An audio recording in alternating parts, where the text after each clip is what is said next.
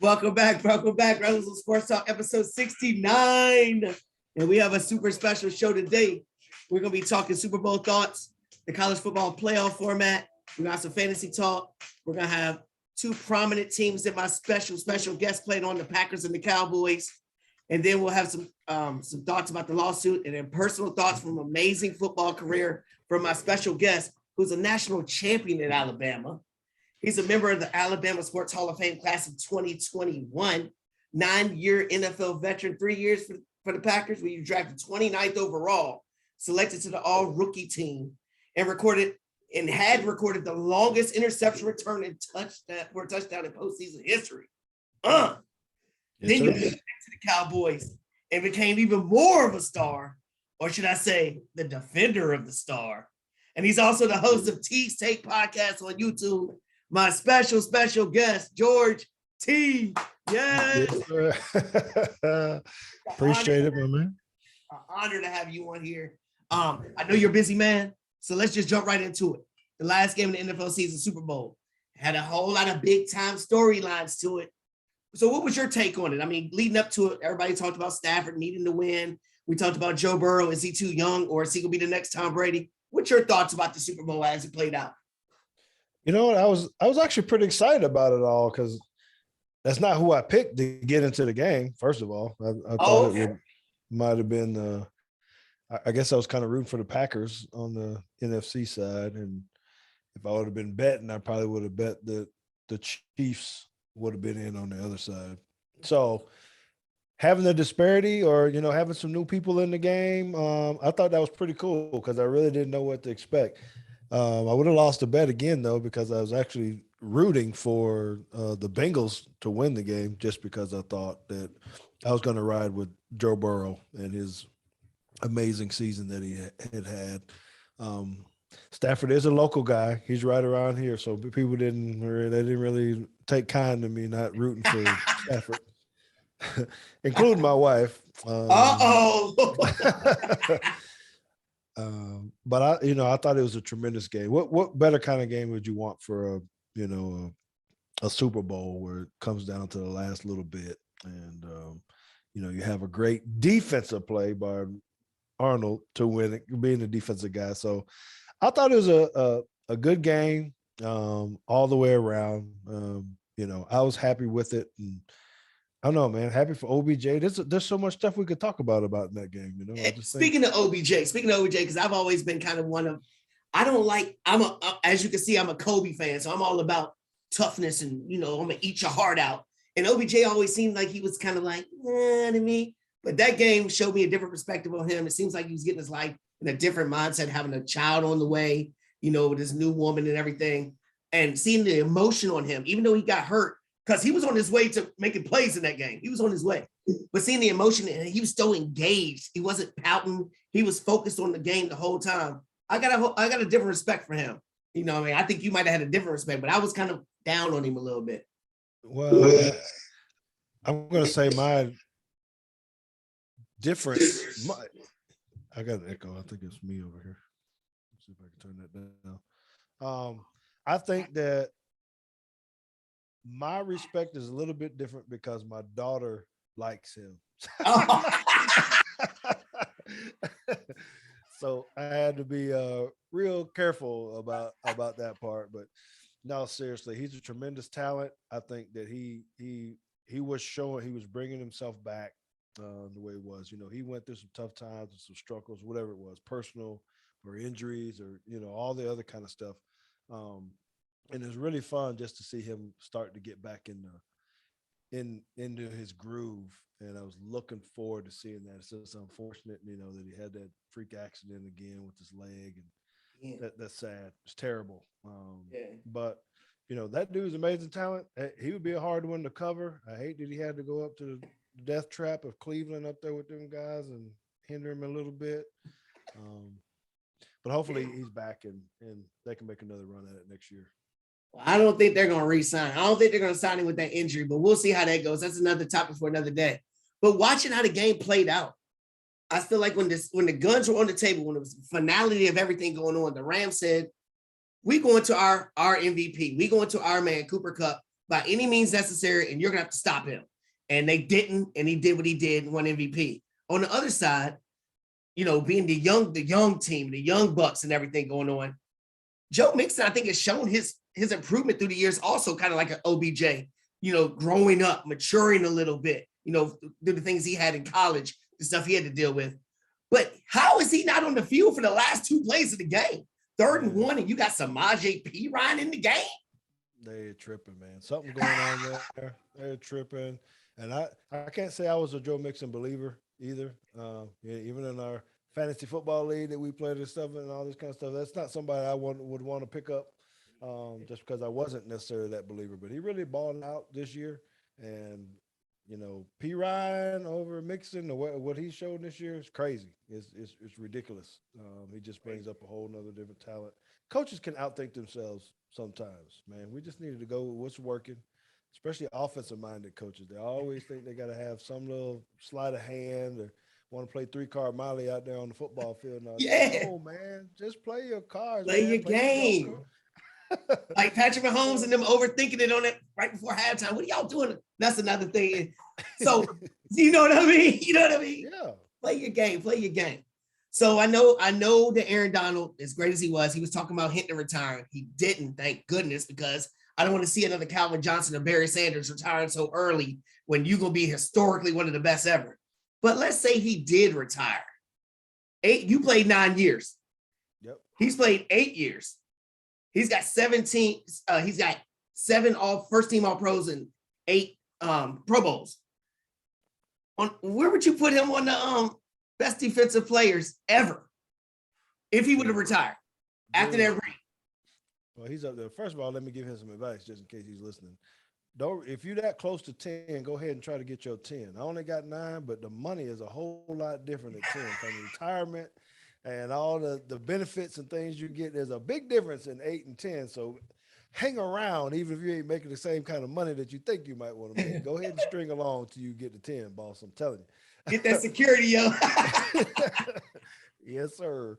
Yeah. But I recommend. So I played with some pretty doggone good defensive linemen. Reggie White was one that I played with in Green Bay. Of course, I played with Charles Haley. That's local from here, James Madison. Mm-hmm. See, I don't know if we had anybody at the Dolphins that I can really throw in there. But, there's some old school guys, Sean Jones. There are plenty of Hall of Famers, right? And so what those guys look like. And I have to put him way up there. When you see how he just totally just disrupts stuff at the right time in the most critical parts of the games. Yes. And if you're going to double team him or triple team him, it didn't matter. He was going to find a way to be disruptive,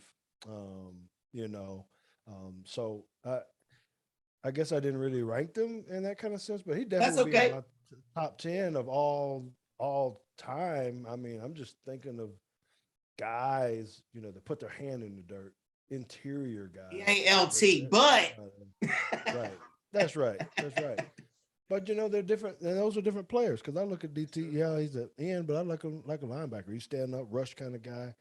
And Aaron, when you're at the 1 technique or 3 technique, and you always got 2 people around you, whether or not they decide to block you with 2 or not, it didn't matter. He was just gonna crush you, and he'd tell you at points, no, this is my play, dude. And dare you to do something about it. That's right. You can't hold me. You can't stop me. And earlier on one of my previous shows, I said, people are going to remember Cooper Kupp for the phenomenal year he had, historic year, Stafford, and what he did. But I'm going to remember Aaron Donald for what he did in the NFC Championship game to hit Garoppolo and cause the interception to win the game. And then in the Super Bowl, he didn't sack Burrow, but he caused that errant throw. He made those big time plays to win those big time games. And those are things that you're always going to remember. Those are going to be on the highlight films. Every Super Bowl, you're going to see something like that. It's crazy. It's crazy like that. You can't sleep on Kupp, though. Don't sleep on Kupp. No, I ain't sleeping on Kupp. No, shoot. Right. Everybody on my show loves Cooper Kupp, and they're Cooper Kupp lovers. Good Lord. But Matthew Stafford, seeing how he's hometown for you, what's his legacy now? Is he a Hall of Famer? Only two other quarterbacks made the Hall of Fame with a losing record. He has a losing record. Is he a Hall of Famer now since he got that ring? Man, TJ, I've heard so much of that, and I don't think just because you get a Super Bowl that you consider the Hall of Famer. Okay, I don't see him in that light. There are a lot of very, very good quarterbacks, and I watched him a lot while he was at Detroit, and sure he had some weapons, but you can blame it on the organization and all that kind of stuff, but it's still about production and what you do in the bigger games and things of that nature. And I ain't sold on that yet. I know people say he solidified it by winning the championship, but bro, they bought the team, they got it all together. He was part of it and all the other kind of stuff. And I like to see guys that try to take some other people with them. I feel you. Aaron Rodgers, even Brett Favre and some other guys. They've had some dudes, but they have all the dudes. Right. We gonna get to Aaron Rodgers. We're gonna get to that situation going on. But I will say this though. I will say this about Stafford though. I mean, we can remember back in the day when they had a playoff game against was it the Cowboys when they got screwed? You never know, he might have won a ring then. No, I'm not gonna be messing with you. You know that playoff game I'm talking about. You know the playoff game I'm talking about. I don't know. You know it. When they caused a penalty and brought him back. You know what I'm talking about. But anyway, I say he's a Hall of Famer. I'm a Stafford lover. I think that he was in purgatory in Detroit. He's 12th in passing yards and 12th in touchdowns. I mean, I get what you're saying. I respectfully disagree with that, but I don't know. He's definitely not going to be a first team Hall. He's not going to be a first time ballot. Yeah. I understand that, but I think eventually, and you never know, he might come back next year because who's the biggest threat to him next year? You tell me. Please don't tell me your Cowboys. Please don't say the Cowboys. I wasn't going to say that, but since you brought it up, how about the Cowboys? Whatever. Why'd I do that? I should wash my mouth out with soap. But yeah, the NFC, man, and especially depending on what happens with some of these moves or whatnot, I think you still have to have the Rams being one of the favorites, with all the turmoil going on in Arizona now. I don't know. I know. Houston ain't there. Even the NFC East, you can't put it on stuff about what the Cowboys right now. I don't think so. So I think they would be favorite to get back in it. I mean, even the Saints, everybody's it's just all messed up, man, over here. This is the year for the Cowboys to do something. We'll get to the Cowboys. Start with the team they drafted you out of Alabama, the Packers. Hey, I mean, the Packers, they all through my lifetime, it always seems like they were like a number 1 or number 2 seed, especially with Aaron Rodgers, because he is one of those great talents, historic talents. Why could they never get over the hump? I mean, he's got one ring. He got one, but I feel like Aaron Rodgers in the classification that we're going to eventually put him, is that a doubt? I mean, one ring. Why could he never get more? Why could they never get over the hump? This day and age, I think he needed just one more high-profile person somewhere on the offense. A tight end. I mean, he had some good ones, but they ain't like dudes. Michael Finley's not a dude. No. Even when he had I can't remember. I know it was Sure, Jordan, other white wide receiver they had up there. Oh, Jordy Nelson. Jordy Nelson, yeah. He was good, but there still wasn't you didn't have a duo, and most people that have these, you even look at the Rams now. You got Kupp, but you had OBJ and Robert Woods before he got hurt. Right. I think if you look at other than Tom Brady, maybe not having those guys, but he seemed like he had a slot guy and somebody else. Yes. That he had, and so. That's why I think they couldn't get on the hump. Most of the time, the defense wasn't always that great, but they kind of turned that around the past couple of years here at Green Bay. I think their defense has played well enough. This year, I'm totally disappointed because I felt like the Packers were in the position with Devontae Adams himself, Aaron Jones. Yeah. They were hitting real good when 3-1 was back there. I don't know. But here's my thought process with that. I'm totally with you, and nobody else has said this but me and you, that he made, like Jordy Nelson, it was a good receiver because Aaron Rodgers made you that way. And I feel like Tom Brady made Julian Edelman this way. Not that they're scrubs, but he elevated them to be household names. You know what I mean? Because he's that good. And I think the organization and that weak division all those years, even through Brett Favre, but more with Aaron Rodgers, that division as a whole is weak and it's been weak. So they got to get these high records. So it made the organization say, hey, we got Aaron Rodgers and we're going to be a top seed. We don't need to spend that money. And I think it was a detriment to Aaron Rodgers, honestly. Because they didn't get, even, I mean, look at the drive. You drive Jordan Love and all them receivers were in there. And look at all them receivers now. Right. You know what I mean? And that's why you're in the situation you in. Why can't he beat the 49ers, though? The 49ers ain't always been better than him. That's his team. When he got drafted, he said they're gonna regret not drafting me. You know what I wish? I wish somebody from the 49ers would have said to him what he said to the Chicago Bears. I own you. You remember that? When he I remember that. I remember that. Somebody should have came and been like, I own you, or we own you, or whatever. Yes. That's what I wanted to say. I'm like, oh man, ain't nobody gonna get no little jab. Debo would have said it. You know, yes. That's a weird stat, you know, that someone has as many teams that he's beat across, you know, all his years and not being able to beat one for whatever reason, especially in Lambeau. That threw me in Lambeau. And I played up there, and it's hard to win up there, especially in the wintertime. How cold is it when you played there? How cold is it in Lambeau? What's the coldest one you played in there? It's 26 below. Oh my God. At the start of the game. So I don't know what it ended up being, but that was my rookie year. It was the day after Christmas, December 26th. I'll never forget because I literally thought I was going to die.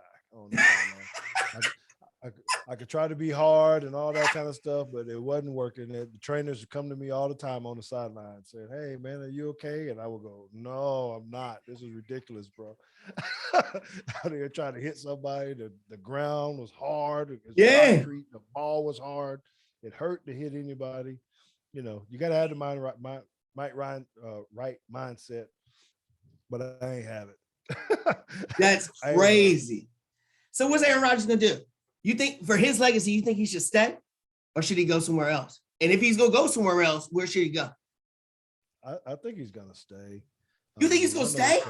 I think he's going to stay. He's doing all this kind of talk and all this kind of stuff. And I know I think there's all of a negotiation tactic, whatever it is, whether it's for money or power or whatever it is, that he knows he has them in a position where he's gonna win regardless, you know. And so he can walk into that office and have some demands, say, I need this guy back, go get me another. I mean, because he started it, you know, a year ago or 2 years ago, or whatever.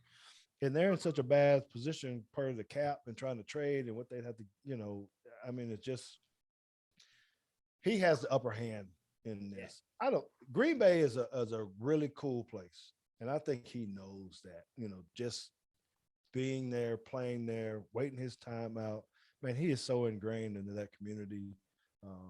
It would be, I think it'd be bad for him to leave, for him personally. But if he had to leave and he said, well, you know what, they ain't listening to me, they ain't giving me what I want. Ooh. What are you gonna say? You know what? And I had to think about his personality and where he might think he could fit. Because they're not going to give him up in the NFC. So then you got to go to the other side and you say, all right, is it Denver? I know people are starting to talk about the Steelers now. I don't think that. I don't know. They're trying to make the love affair between him and Mike Tomlin and all this. I don't really see him being a black and gold kind of guy. So you think he's stay? You think he's gonna stay? I do, but if you're telling me that no, I have to pick somewhere to go, Denver would be the right place to go because they have a lot of things in place. They got a two-head running back kind of deal for them already. Sutton's kind of disappointed me a little bit. At first, I thought he was going to be a beast. That's because he ain't got nobody throwing the ball. He got Teddy Two Gloves and Drew Lock. He ain't got nobody to give him the ball, man. Who's gonna give him the ball? But but they got the tight end, all the things we were talking about. They got Noah Fant, they got him, they got Jerry Judy, and I don't know, maybe KJ Hamler and some other young guys that are coming through. So I think they're built for that. They do well in defense. He's going to be okay in the weather, and things of that nature. So I think they should go all in actually, because they don't need that many pieces to get there. I don't think the Broncos. Do you imagine if you said it was true? If he went to Denver, he'd be in the same division with the Raiders, who made the playoffs, who might get Devontae Adams, and he'd be in the division with Herbert. And you see what the Chargers possibly can do, and then you still got that bad dude Patrick Mahomes in the same division. If anybody could do it, it'd be him because he's cocky like that. Discount double check. And that's why he would want to do that, right? If I'm gonna go out, I can look over there at the little young bucks and tell them, no, bro, I'm the king of this. Because you're right. I mean, that's his attitude. Because some people would think the other way. Oh, he don't want to walk into that scenario where he has to go compete week in and week out. But he's smart enough to know. And I don't know, I guess he could start making some calls to some people and see what kind of football brains those guys have, and can we really, get on the same page quickly. And I think they got the guys that could do that. Okay, so now we got to get to it. Get to your boys, the Star. Why can't they win in the playoffs? What's going on? When I was growing up, I hated the Cowboys. I still do. I'm a Redskin fan. And I'm not going to say Commanders. I'm a Redskin fan, okay? Okay, so why can't they win? They get all this talent. On paper, they look like they're the best every year. What's going on? My personal belief is that there ain't no unity over there, man, by the players and stuff. I've been saying that for the whole year. I just feel like there's something going on in the locker room. We can talk about Mike McCarthy, the coaches, and all that kind of stuff, but man, you know it, man. There's a time when the players need to come together and say, we're going to do this thing or not. And it seems like it's always there. Too many individuals. Yes. I'm here in the city and stuff. And I don't hear, stuff about team and together. I ain't heard or seen them out somewhere, together with all the DBs or all the whatever. You just don't hear that part. And I don't think they've been able to figure that out around here. And so I think that makes them fall short, because then you start getting isolated. You look at when we lost to 49ers. How can your best dudes not be making plays? How can CeeDee Lamb not only have 2 catches or whatever it was? And drop the crucial third down. Yeah. Well, I mean, come on, man. There got to be some accountability. Someone need to come in there and snatch dude up and be like, hey, who's going to do it, though? Ain't nobody going to do it. Ain't nobody. Amari Cooper's crying every minute. Ezekiel Elliott is only caring about Ezekiel Elliott. I think Dak tries to, but Dak's just talking like this. I liked him at Texas. He's talking Mississippi State. I liked him at Mississippi State, and I'm happy for Dak, and I'm glad he got his money. But I don't see no leadership either. Just like you said, I don't see it from the ownership down. The coach is, I think he's just on hot water right now. Sean Payton retired just to come back to Dallas. I mean, come on, we all know what's going on there. Ain't nobody stupid. Should they trade Zeke? Yeah, I think from you got Pollard perspective, I think you gotta start thinking about that. I would anyway. Jerry's too loyal to his players, especially when they're high profile, first pick, whatever. He won't do it, I don't think. I see you. What you got on? I mean, we heard your boy Jerry Jones talking smack on Amari Cooper. Yeah, that's true. I mean, I say get rid of him. Go get a Chris Godwin. Go get somebody else. There's plenty of wide receivers out there in free agents. Well, that's true. But I mean, if you're not gonna, that's a whole other topic here. But, that's a whole different. but Zeke, I think he's kind of, man. Running backs can hit that wall, brother. You start having some injuries. You're not quite as explosive. It's kind of been 2 years now. It's not just this only year that's happened, because you think, well, maybe need a better offseason, need to stop partying, get his body back together, whatever. But man, we're not getting the output that we need from him. Do you blame Kellen Moore, somebody, for not designing the run game good enough or not? Yes. Kellen Moore's the most overrated coach in the league. He is overrated. Why is he even up for head coaching jobs? Are you serious? Are you Kellen Moore? Hold on a second. You got to back off my Cowboys up here. You are a Commanders fan a little bit now, because there ain't a whole lot you can be talking about over there either. Now, y'all got some problems over there in your world too. Hey, I wish we were talking about the Redskins, but we ain't, because they suck. They suck for a long time. You know what I'm saying?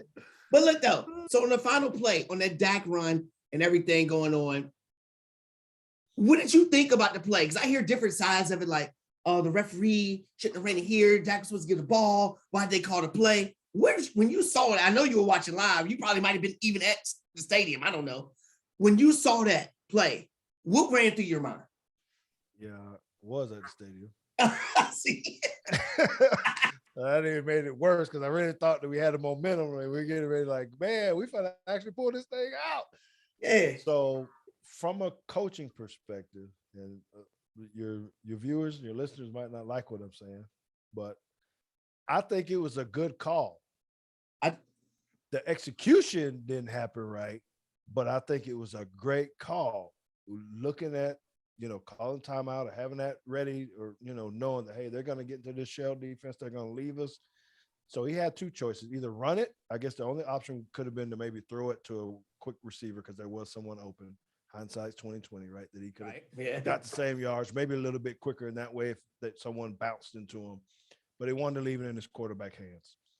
So I thought that was a great play. Now, should he maybe stop a yard or two earlier to give him another tick of the clock or something? Those are hard, man. When you run, you try to look at the clock. And if you ain't been in the AT&T Stadium, the clocks ain't hard to find either, or aren't easy to find. With that big billboard, you can't find a clock nowhere. You can't look up there as a player. You can't be running around. I mean, I guess not. I don't know. There's seats all everywhere in that thing. But anyway, I was in favor of the play.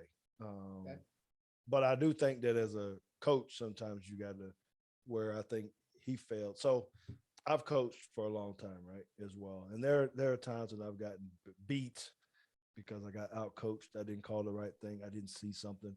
I've always tried to stand up and be able to say, nah, that wasn't on me. That wasn't on the ref. I should have had him a little bit more prepared to say, when the clock hit, wherever you're at, if you're running and you're looking at it, don't try to get to a certain yardage, because I know that's what he was telling him, get inside the 25, right? Wherever you sprint as fast as you can to that clock, say 5 or 6, give yourself up, and let's, because I watched them, right? So I don't know if you knew, I went to the Cowboys OTAs. So I was there as an intern, right? So I don't know if you knew that or not. Yeah. So I actually got to watch and practice and work on things like this, end of the game stuff. It's fascinating stuff. Oh, I can imagine. When you actually see it and you're like, man, why are they running this daggone play so many times? That's why. Spread it out in this. So I can honestly say I have a different perspective, because I can say, man, I know they worked on these things way back in June and July, and they're working and they're going and they're going. Even when I went to the Vikings, so I was at the Vikings training camp, and I saw them work on 3 weeks, and I got to see them work on specialty plays. Hey, there's 32 seconds left on the clock. We got this, we got one timeout. I mean, they go through every doggone scenario, stuff you don't even think about. Okay. And so they work on it, and they're showing film, and they're showing clips. Here's how the other team did it. And this one, and then they run it in practice, and they go, man, and then they get pissed off because, you didn't get down fast enough, or you didn't throw it, or you didn't cut off the route the right way. So I know that they worked on it. There's one bad little piece. So anyway, that's my inside take on that. I like that, man. I didn't know that. I didn't know you had that. That extra. That's amazing, man. I love to pick your brain on that. Anyway, I gotta move forward though, man. So since you are Alabama national champion and Hall of Famer and everything, and by ESPN you have the number 6 ranked college play against Miami, which is freaking amazing. I don't even know how you did that. I could watch it over and over again. It's sweet. I love it, and I love the whole everything about it was dope. Everything about it was dope. So with the format, they tried to expand the college playoffs. They said no. You happy with that being an SEC guy? I don't think it have anything to do with SEC because honestly, I think if you take it to 8 or 12 or wherever they want to go, you're still going to end up with the same people. You're still going to, yeah, maybe more SEC get in, but I think the cream of the crop is still going to rise to the top. That you're going to end up with the same 4 most of the time, right? That's what I think. So to hush some people up, I like to see it go to. I propose 16 teams. Oh, like every conference champion makes it or something? Yeah. So if you go back and look at the history of the top bowls, basically there are nine of the top bowls. Start those things early, like you do. Yeah. I mean, you're already starting bowl games at December the 17th. December anyway. Yeah. So just get the top teams, and you're going now. Well, we want a December or January 1st bowl game. It got to be on the 3rd or whatever. Man, no, you still can make some money, but get the top 16 teams that are ranked at the end and start playing. It's funny that you even brought that up because I actually had this right here on this piece of paper. So, you had 8 teams playing or 8 bowl games playing, cut down. You can still finish at the same time and just have single elimination. So you're still, all those teams are going to get to a bowl game anyway. You still can pay it out. If you want to be the January 1st bowl game or the January 11th national championship, your sponsor need to give up more money to buy that spot. So if we wanted to be in the Rose Bowl, then the purse need to be always money. And we can talk about that later because I really did have it with the New York 6, the Orange Bowl, the Rose Bowl, the Sugar Bowl, the Cotton Bowl, the Peach Bowl, the Fiesta Bowl, the Citrus Bowl, the Outback Bowl. That's 16. You put 2 teams in each, that's 16 games. That's right. I'm all for it. 16 teams.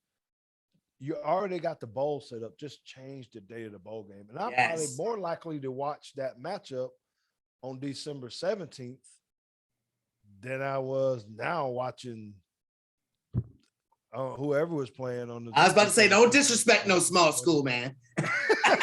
I don't even know who they were because I wasn't really watching it. I was waiting till after Christmas to even watch it. But if you're gonna stick a Michigan State and whoever, Notre Dame, I'm probably more. Is that your team, by the way? Yeah, that's my team, man. Y'all beat us up all the time. All the time. All your teams beat up my teams. I choke every time. Maybe you need to start wearing some different stuff over there. Maybe that's okay. We got a new coach. He's going to infuse some stuff in us this year. We got rid of old Kelly. Go to the SEC and get beat up, Kelly, because you couldn't win the big game with us. You're going to get destroyed over there in the SEC. I'm happy for you to leave. Go ahead. It's just going to be hard. Notre Dame is such a great school and they're good football. They got a lot of money and all that, but it's going to be hard for them to win. I mean, they're not accepting the same kind of dudes. Right. You're right. And that's what it boils down to.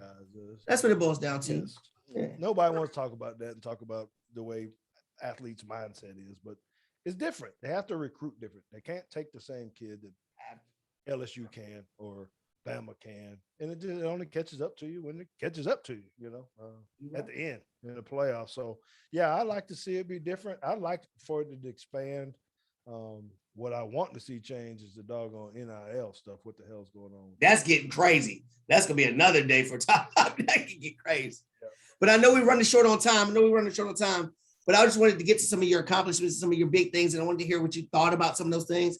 But the first thing I'm going to bring up is something that's near dear to my heart because you coached my son at the Blue-Gray All-American game in Cowboy Stadium, which you guys won, got a ring, and my son scored a touchdown. So that was such a blessing for my family and him. And it's a tribute to you guys, Chris Evans, Seneca Wallace, the list goes on of taking your time out for the youth, and a lot of people aren't doing that. So I really thank you and appreciate you for doing that. And continuing on, you're the athletic director at John Paul II High School in Plano, Texas. How is that going along? Man, it's going good, man. I've been blessed to be able to work around the youth for almost 20 years now. After I retired, I started coaching in 2003. and being an athletic director then at the same time. And, it's been a good niche for me and ride for me. So to be able to do things like with Blue Gray or Under Armour, I even did stuff with the USA Football and, any of them, anything that I could do to try to help inspire someone to reach their goals. I think it's important because we miss that as men, as fathers. Sometimes we don't do a well enough job. And if there's something I can do to support it, even at JP2 in Plano, that's what my heart is, brother. It's my heart. Hey, that's awesome. That's definitely a tribute to you guys for we know how successful you guys were, and a lot of people just ride off into the sunset and forget about things. But that's just a tribute to you guys bringing on the next generation, because it means a lot. I mean, it means a lot for you to be on my show right now. So I can imagine when my son was getting coached by you. That's amazing. And I was sitting there watching every minute of it. But another amazing thing, tragedy in the United States, of course, we're dealing with the coronavirus right now, but we had 9/11. And one of the biggest things that I always remember is watching the Cowboys' first game at Cowboy Stadium. After that, you were the one holding the flag when you ran out. How did you feel? How did you feel when you were the one holding that flag running out there? I think that was it was a proud moment for me and special moment for me because my dad served in the Air Force for 25 years.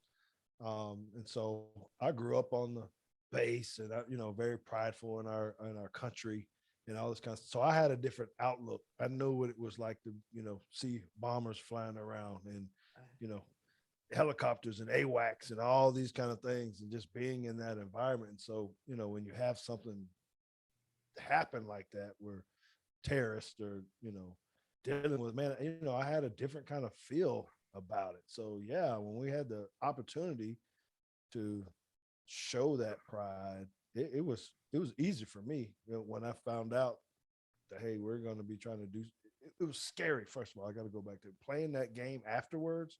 I don't think people really know what it was like to go into a stadium because you just automatically assume, man, they're going to try to hit the biggest yes. as the stadiums and are people going to be here or not? And the whole dynamic changed. People with M16s and guns, and now they got to check your cars for bombs and all this kind of stuff. I'm like, oh my gosh, let alone try to play. So going into the stadium, just like, oh my gosh, how is this going to be? And then when I happened to see that one of the flag runners was going to take the flag out, I politely told him, give me that flag.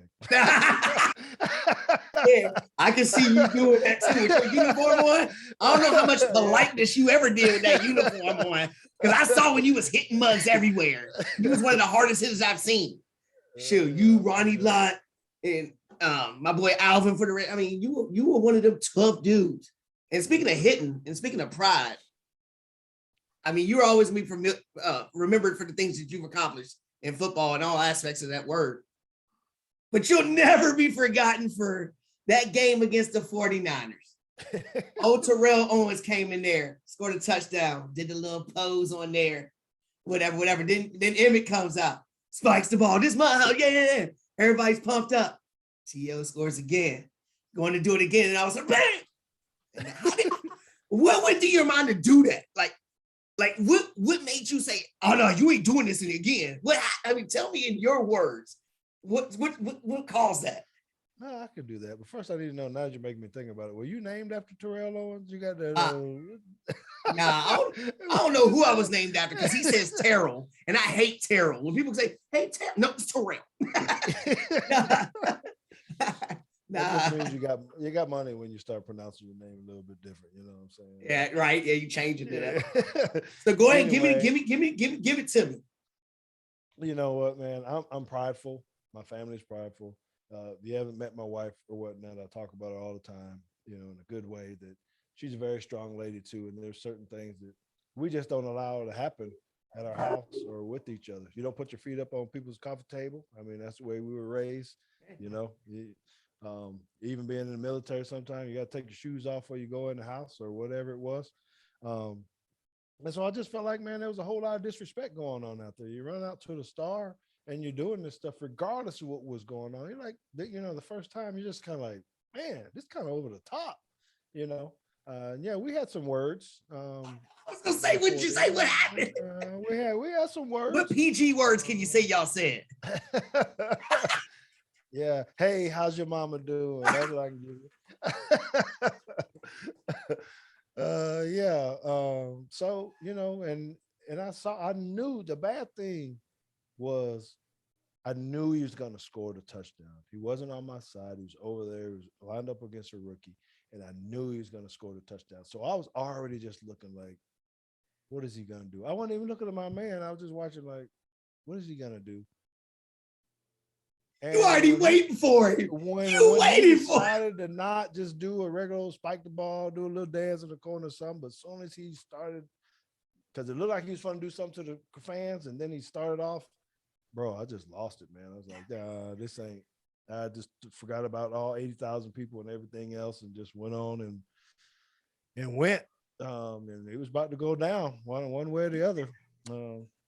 At that Yo, point. it's so watched. If you look on you, it's one of the most watched things ever. It's amazing. It's crazy. It's crazy. But since you are now the defender of the star, and you have a defender of the star fantasy football league, I am blessed to have you in my league also, which is that 14-team league. And so we're gonna talk about this a little bit. So the first year you were in the league, I got second place and you got I got set up the first year. that was pretty good because I think I had to inherit somebody's team or something. You had to take over a team. So to be in the but it's only one person. Top half, it don't matter. I mean, coming into a keeper league, y'all already got everybody already stashed. I'm looking at this team, I'm like, no wonder nobody want this dang team. So I make do with it. Hey, I will say this. Pick. You did beat me that first year too. And honestly, the second year, this past year, you beat me again. So I am 0-2 against you. You were terrible this year. I was last. What happened? Squad, man? I was like, man, I couldn't even talk trash like when you. I'm like, it was horrible. Horrible. I mean, it was pitiful. So since you've been in ninth place both years, what you gonna do differently this year, man, to get into playoffs? Well, you got to get the playoffs. I can't remember who I drafted this time. I think you were picking on me because I kept Josh Allen as my keeper. And Josh Allen's the man now. I know. And I was telling everybody like, yo, George Teague knowing some stuff that we don't know. He calling up people like, yo, bro, who's whatever. I say he got clientele that we can't even touch. He knows people. You was picking up people, and I was like, why the hell would he pick him up? Next week, he just scored 2 touchdowns. I'm like, what's going on with this? This guy knows some stuff. People calling him. He got inside tracks and all this going on. Yeah. So what's gonna be your strategy this year? My strategy is probably gonna have to be because won't none of y'all trade with me like y'all be trading amongst each other stuff. Y'all pick on me a whole lot different. Don't want to. No, we can't let him win. I think y'all be in cahoots in your own little chat room. Like, no, don't trade with him. Don't trade with him. Then your wife or whoever, she be trying to send me them old janky trades. Like, that's because she a Cowboy fan. That's why. Cowboy fans do that. Oh, man. I'm like, nah, man. So it's just, I think I'll have to have a better early round draft. I gotta get a good running back. I hadn't had that. And hopefully someone will be out there, some rookie. I should have tried to find a way to get Najee or somebody. But I missed on that. So and that's what happened to me this year. That's what happened to me this year. I had Clyde Edwards-Helaire and Dalvin Cook got hurt. I mean, and then I had a quarterback that can't throw in Lamar Jackson. I mean, what was I thinking about? I don't know. But so tell me about your league. How many teams are in your league? We had a 12-team league. We might want to be able to get in. I think one of the people's dropping out. But don't play. It's Cowboy fans only, though. I think. Hey, I'll be an honorary Cowboy fan because I win rings. You know what I mean? I win rings. So let's go. Hey, keep me posted, baby. We win rings in my league, baby. You know what I mean? Boy, so have you won your league yet? I have, man, and I was in too many leagues. I'm going to stay in you guys' league, so I am dropping some people. So I want you to know that I really do like you guys. I like your league. I like what you guys do. It's kind of hard in a 14-team deal because the waiver wire gets kind of screwy, and y'all are really good. I can tell that y'all study because when I get the alert that someone's available and I try to go get them, they are already gone. I'm like, good Lord, somebody just watching the ticker over here. Yo, you like playing against Duke. Anytime you play Duke, number one Duke, everybody gets up for that team. When you got to play George Teague, it's George Teague week. What we gonna do? We hype, we pumping the floor, we doing everything. We all want to beat you. I know. That's why I'm going to be there. But I enjoy our league too, because we're like you guys. It's good banter, serious players to get into it. And I got railroaded by this young lady this time. She got me, and I thought I was being slick, brother, because I was going to go get Josh Allen again. I was on the curve at the end to go around. It would not keep her. And I think I took maybe Diggs first or something, because I didn't think anybody was going to take Josh Allen. I was going to try to swing right back around. Right. Man, she messed up my whole draft. But right after I did it, she had to pick out if she took Josh Allen. Man, I was screaming like, oh, you messed up my whole plan. Like, you don't even know who Josh Allen is. I know, man. Like, what is this? She got the auto pick or what's going on? Don't you hate that if somebody messes with the auto pick with somebody you wanted? Oh, my God. Yeah, messed up my whole draft. And I told her right there, I was like, man, I said, y'all for to lose this league. And then she got hot. She ended up having, I don't know, she had McCaffrey, who she lost, but then she picked up, someone that went off. We had some people that didn't want paying attention and all this kind of stuff. Yeah, we can't have that. Nope. No, you can't do that. Now with money on the line, man, you gotta win. I gotta get my ring. Now that I like taking a little ring. We trying to get the rings, baby. We do it official, baby. We do it official. All right. But special guest George, thank you so much for showing up on Rellism Sports Talk this week. It was a pleasure talking to you. I tune in right after this is Teague's take, right? Teague's take today. Well, we're gonna get on in about an hour, so we go about an hour. Okay, so that'll give me time to upload this and promote that. Teague's take. You're gonna do your thing. This has been great, man. I really appreciate it. Y'all do listen to Teague's take. We got Javier Arenas coming on tonight. Oh, awesome! So I'm definitely gonna check it out. Definitely. Yeah. Thank you so much. Hey, we appreciate you again. All right, brother. We'll see you. Thank you.